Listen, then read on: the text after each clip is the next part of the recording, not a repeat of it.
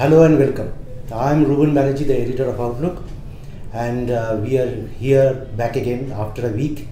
We had taken a break on the New Year's, and this happens to be our first issue of 2019, and we have a surprise for you. For this issue, we actually have two cover stories. This is it. This is for our readers in North India. It's Laloo Yadav who is on the cover, the absentee kingmaker. We'll talk about why we chose to do this cover, very topical. And for our readers, Outlook readers in South India, we have another cover. It's Shootout in Bangalore. And we'll talk about this, and joining me today here in Delhi is our senior editor, Giridhar, who has done the story on Laloo. And we decided to do this story on Laloo because though the media focus generally has been on Uttar Pradesh in the run-up to 2019, Akhilesh Yadav, Mayawati, they have all been hogging the headlines that whether there will be an opposition alliance, Mahagathbandhan, what is the stake for NDA and all. We always felt that a critical factor which is possibly not being, which is being missed is the state of Bihar. Bihar has 40 Lok Sabha seats, and obviously whichever way the people of Bihar vote will tilt the balance for either side. So we decided that how important the Laloo factor is going to be. So here it is, and this is what it is, what it looks like. Laloo Yadav, as you know, he has been convicted in several Protestant cases, and he is right now in jail. He is in a hospital. His health is not in good shape. But politically, our story decided to look at how politically relevant he still is. And we think that he is still very, very politically relevant. And though he will possibly be absent from the campaigning because of his poor state of health, and it's not even sure whether he will get bail, he is RJD. He is going to play a crucial factor in deciding which way Bihar will vote. Giridhar, how important is the Laloo factor? Yeah, he is very important. He is the most interesting personality from Bihar from the political point of view. All the years, for the last 29 years, he has been in the forefront in fighting against NDA or BJP. And in the last 3 Lok Sabha elections, in last 3 assembly elections, his party has consistently got around 18 to 20% votes, despite the fact that his party has not been in power. So that says a lot. Any party which gets around 20% votes in election after election, in spite of whatever happened to him, he has been convicted, as you said, in the powder scam, he has been keeping poor health, he has been charged with corruption, all that, in spite of that, he is getting sizable percentage of votes. That is what makes him a force to reckon with in election after election. So he could, with Laloo Yadav, with his 20% of vote share, could definitely be a roadblock for Narendra Modi in 2019, right? NDA had 31 of the 40 seats, right? Yeah. Last in 2014, NDA had got 31 out of 40 seats. But in that election, Nitish has contested separately. This time, NDA has Nitish Kumar. So Nitish Kumar and BJP, as you know, there have been no pushovers in Bihar. Since 2005, they have been in power, and Laloo has been out of power. But Laloo remains a force to reckon with because he has considerable popularity among a certain section of voters, especially the Yadavs. The Yadavs and the Muslims, the MY bloc, and together M and Y, they account for around 29-30% votes. So this time, if he is able to consolidate his MY vote bloc, he will certainly be a major force to reckon with. So if Laloo, the point of the story is that if Laloo does well in Bihar, then definitely it's a setback for Modi's prime ministerial ambitions to be re-elected prime minister again. Yeah, because you know, even a single seat will be important in Lok Sabha elections. So last Lok Sabha elections, Laloo had got only 4 seats. So if this time Mahagathbandhan is taking shape in Bihar, and lot many people like Upendra Kushwaha, who was a part of NDA in the last elections, people like Jitan Ram Manjhi, who was part of NDA last time, all these leaders from different communities and castes in Bihar, which you know often votes on the basis of caste and all. So if they join hands, they will be a formidable So why we opponent. decided, as Giridhar says, why we decided to look at Bihar is because the media focus has generally been on Uttar Pradesh, what Akhilesh and Mayawati are going to do, and this Mahagathbandhan and all. What interestingly has been happening on the sidelines is that in Bihar, alliances are being redrawn. Right. Kushwaha, who was with NDA, he's walked over to RJD, Laloo's side. Yeah. And there is a new alliance which is coming around. Taking shape. Right, Yeah, taking yeah. shape. So Kushwaha is there. Jitan Ram Majhi is there. Sharad Yadav. Sharad Yadav is there. Congress is there. Congress is there. And then RJD with about 20% vote bank. And who knows, even the left. And even the left might align may with have some pre-seat arrangement. Yeah, so things are really looking very interesting in Bihar, and one doesn't really know how Bihar is going to vote this time. And as we said, NDA last time had got 31 of the 40 seats. So it's very critical for NDA. If Modi has to be re-elected the Prime Minister, they have to win as many seats or as many possible in Bihar. Whether that they will be able to do, that's a big question mark. Right? That's a big question, and that is what makes Bihar battleground such an interesting. It's the battle for Bihar. The battle for Bihar becomes very interesting. So only thing is that Laloo has been languishing in jail for more than 1 year. So besides, as you said, he is also having bad health all these years. Question is whether he will go into the battleground, whether, because he has been a live wire in campaigning for his alliance. So if he remains absent for whatever reason, whether he gets bail or not, whether he is not able to go in the battleground because of his poor health, he will remain a factor, important factor in this. So irrespective of whether Laloo is in the campaigning, electioneering, in the midst of it all, he will still remain a factor, and his son, youngest son, Tejashwi, has taken over the mantle from him, and apparently he is creating quite a buzz. Yeah, that's right. That's right. Politically, he has proved himself. He's too young. He's only 29 years old, but he cannot be written off.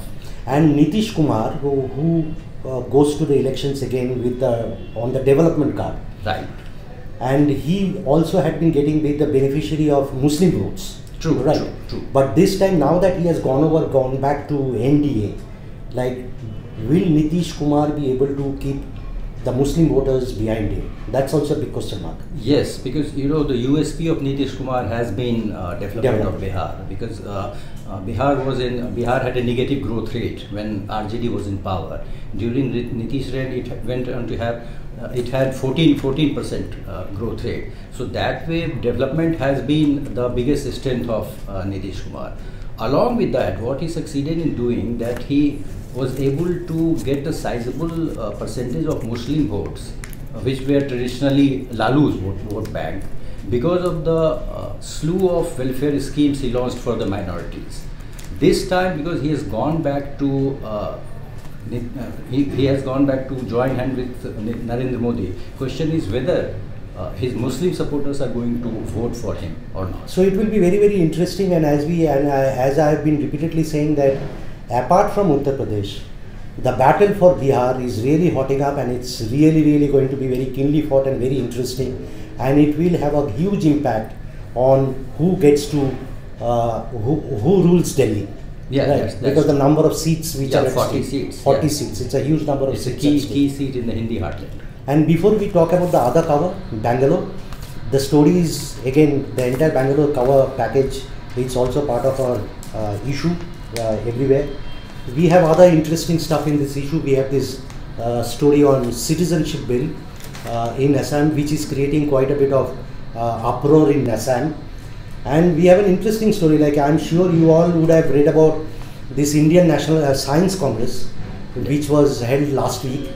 And so where some scientists, as always, every year it's become a kind of an annual feature. Some scientists make some ridiculous claims, and this time one scientist claimed that Kauravas were test tube babies. Yeah, right. So we looked at what is so special, unique about Indian Science Congress, that it becomes a platform for such tall claims which may or may not have any scientific basis. What is wrong, or what is so unscientific about this Indian Science Congress? As always, we have other great stories. We have a picture gallery. Just look at this, it's stunning. The first supposedly the first elephant hospital in this country, and it's close to Mathura, where elephants who have been domesticated, possibly used for ferrying tourists or prescribed to services in various temples, how they receive injuries, and these wounded elephants get treatment in this hospital. Great story. And then to talk about this cover in Bangalore, I'll be joined by our assistant editor Ajay Sukumaran from Bangalore. He will be talking about this. It's a great story, and in a nutshell the story is about like cops in Bangalore apparently are getting very trigger happy, and number of shootouts in the tech city has gone up alarmingly, and that has sparked both fear and concern. Over to Ajay Sukumaran. Ajay, how did you stumble upon this story? Hello, Ruben. Well, yes, there have been several incidents last year of police firing at miscreants or habitual offenders, as they say, injuring them in the leg or foot while making an arrest. The figures, as we've reported, there were about 30 or so last year. There were several in 2017 as well.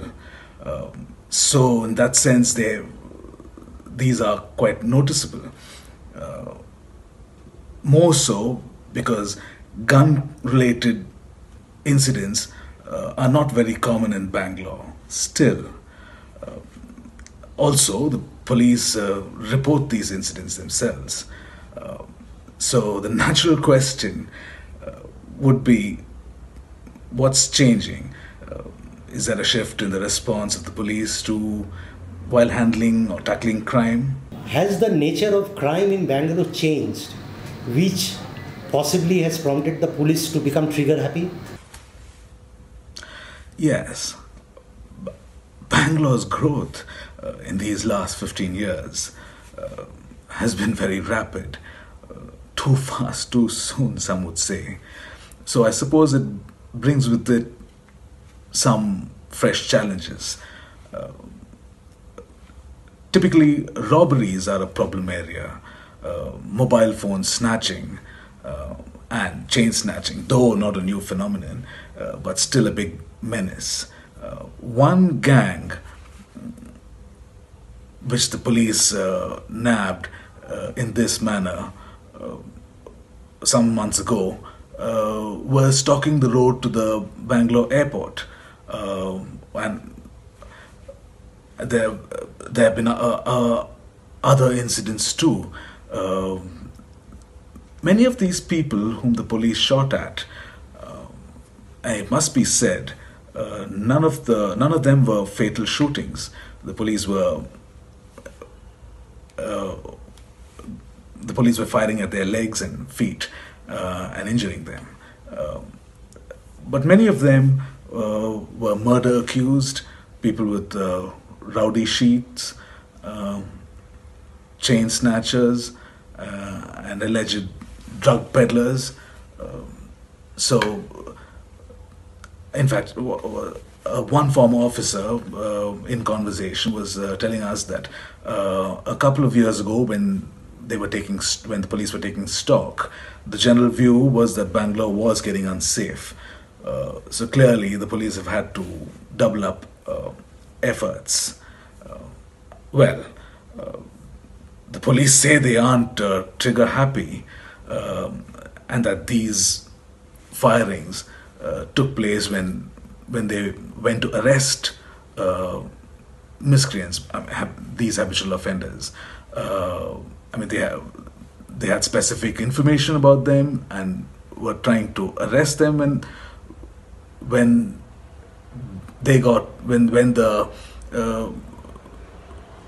these people turned on them, and so they had to shoot at them in self-defense. And Ajay, tell me, is there growing fear and sense of fear and concern now that the police are opening fire so frequently in the city? Concern, yes. Discharging a police firearm, after all, is the last resort. We've seen the controversies elsewhere. There haven't been any complaints at the Karnataka Human Rights Commission.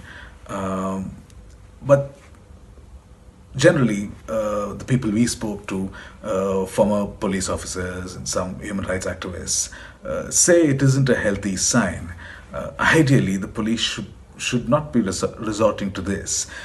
There are other provisions available to them, like preventive arrests. Well, of course, the police in Bangalore have arrested people under the Gunda Act last year. As one officer put it, the police are the only ones who are legally armed, so they should be more cautious than anybody else. Better grassroots policing, better patrolling. There are several options, several methods that the police have to control crime. Do pick up the copy and do let us know your feedback. Thank you. See you again next week.